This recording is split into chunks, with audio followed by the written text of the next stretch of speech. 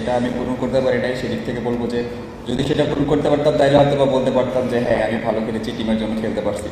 তো অবশ্যই পরের খেলার জন্য কামব্যাক করার সুযোগ আছে আমাদের, কারণ 3 ম্যাচের সিরিজ, 1 ম্যাচ শেষ হয়েছে। নেক্সট ম্যাচ আমাদের জন্য খুব ইম্পর্টেন্ট। যদি আমরা কামব্যাক করতে পারি তাহলে ইনশাল্লাহ we are in the tournament. ভালো একটা পার্টনারশিপ দিচ্ছিলাম আমি আর শান্ত ভাই। তো এই দিক থেকে বলবো we are little bit of unfortunate, কারণ ওই রান আউটটা এবং অনেক ভালো ক্যাচ ধরছে, ভালো একটা রান আউট করছে ওরা।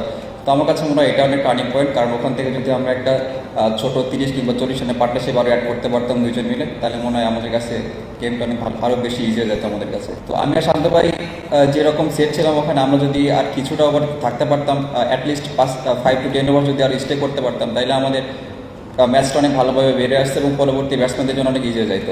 আর আমাদের জাস্ট একটাই মেসেজ থাকবে সামনে ম্যাচের জন্য, সেটা হলো যে যারা নতুন ব্যাটসম্যান যদি উইকেটে যায় তাদের জন্য একটু ডিফিকাল্ট, একটু সময় নিয়ে ব্যাটিং করা। আমার সবসময় ইচ্ছা থাকে প্রত্যেক ম্যাচ বাই ম্যাচ খেলার এবং প্রত্যেক ম্যাচে টিমকে ভালো কিছু কন্ট্রিবিউট করা।